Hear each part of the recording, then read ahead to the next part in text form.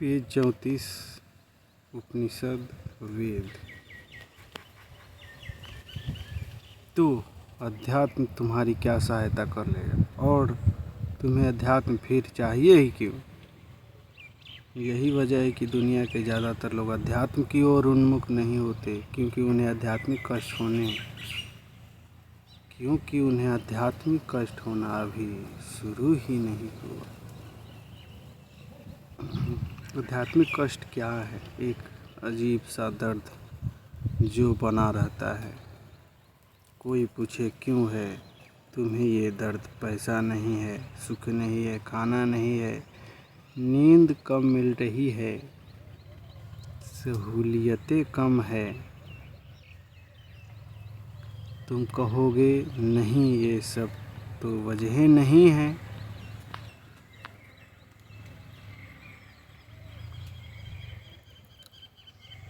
जितना ज़रूरी है उतना पैसा है, दोस्त यार है, परिवार है, घर है।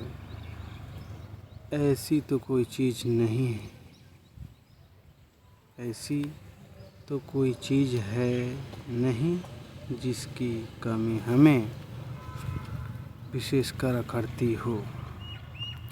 तो कहेंगे अगर सब कुछ है, तुम्हारे पास कोई तकलीफ़ नहीं है, क्या बीमारी लग गई है?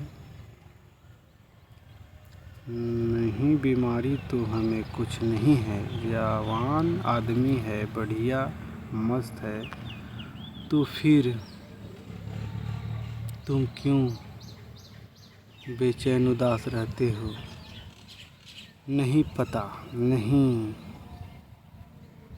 पर यूं ही बस मन बुझा बुझा सा रहता है। ये आध्यात्मिक कष्ट है, बिल्कुल अकारण।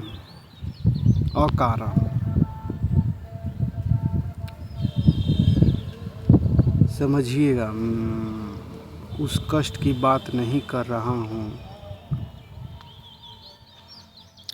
जिसका कारण आपको पता नहीं।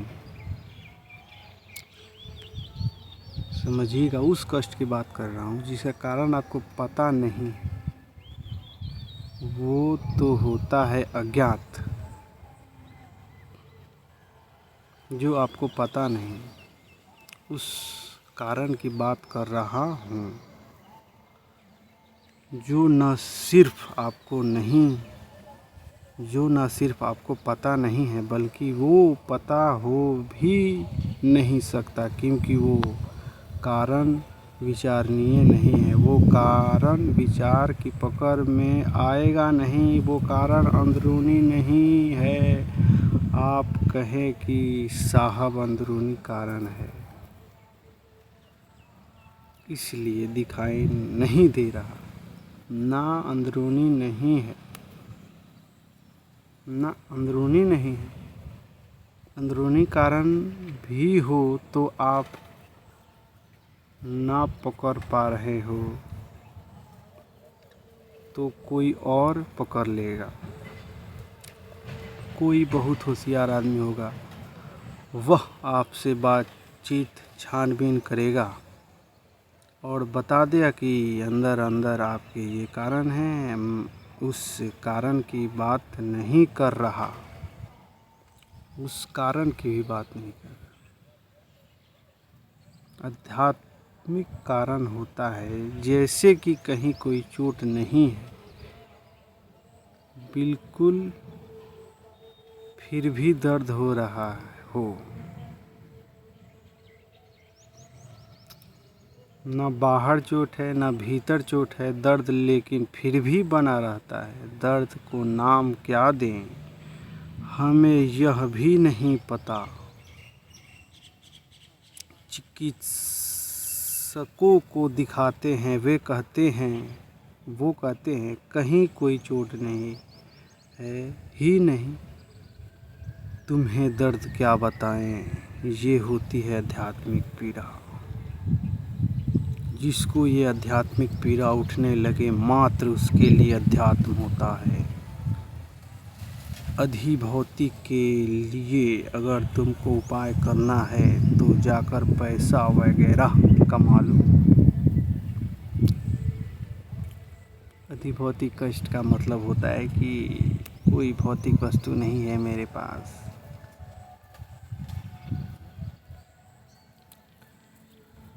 अधिभौतिक कष्ट का मतलब होता है कि कोई वस्तु नहीं है पास में, उसके कारण मुझे तकलीफ हो रही है। अधिदैवी कष्ट अगर तुमको हो रहा है तो थोड़ा ज्ञान का इस्तेमाल करो, खोजबीन करो, जानकार लोगों से मिलो, वैज्ञानिकों से मिलो और उनको बोलो कि ये तकलीफ़ है, कारण अज्ञात है। वो अपने ज्ञान का इस्तेमाल करके वो कारण तुम्हारे लिए खोज देंगे। जब तुम एक डॉक्टर के पास जाते हो तो यही तो बोलते हो कि दर्द हो रहा है यहाँ पेट में इधर, लेकिन कारण अज्ञात है। वो चिकित्सा तुमको कहता है कि जाओ फलाना टेस्ट करा कर आओ। तुम उसकी रिपोर्ट लेकर आते हो, वो तुम्हें बता देता है कि आपके पेट में आपके दर्द की ये वजह है साहब। लो,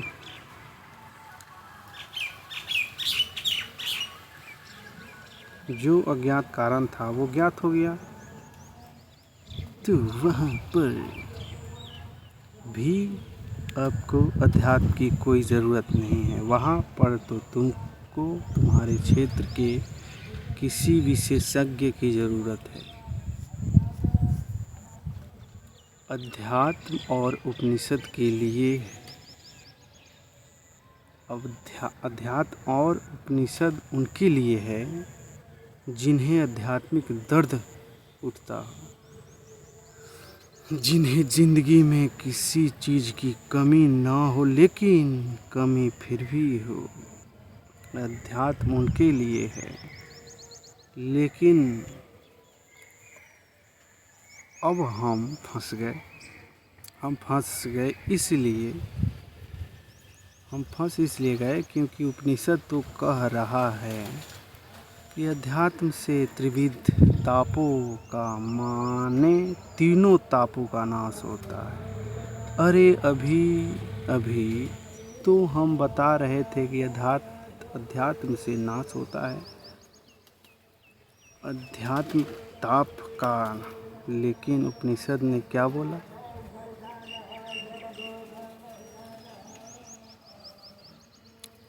अरे अभी तो हम बता रहे थे कि अध्यात्म से नाश होता है आध्यात्मिक ताप का, लेकिन उपनिषद ने क्या बोला है? उपनिषद ने कहा है कि ताप त्रय का माने तीनों तरह के तापों का निवारण हो जाता है अध्यात्म से।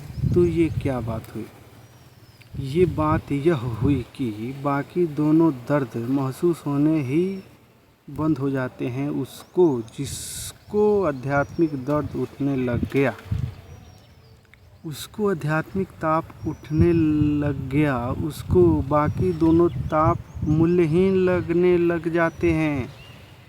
क्योंकि आध्यात्मिक ताप इतना प्रबल होता है कि उसके आगे बाकी सारे दर्द बिल्कुल हल्के फीके मूल्यहीन हो जाते हैं। आदमी उनको तवज्जो मूल्य देने बिल्कुल बंद कर देता है। आध्यात्मिक ताप में इतनी शक्ति होती है, वो इतना विकराल होता है। तो अगर अध्यात्म ने आपके आध्यात्मिक ताप का शमन कर दिया तो बाकी दोनों तापों को मूल्य देना तो आपके पहले ही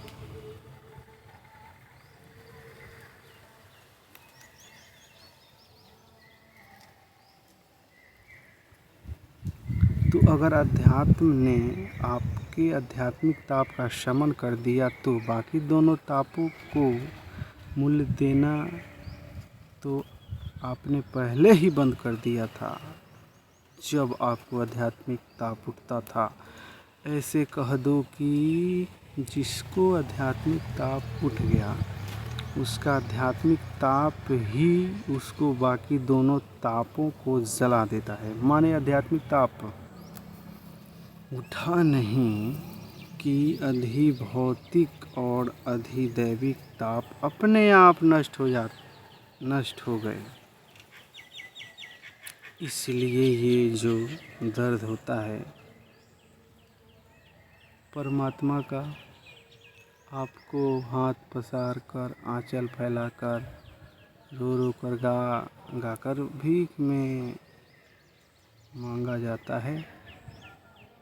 संतों ने यही करा है कि बोलते हैं, तू मुझे अपना दर्द दे,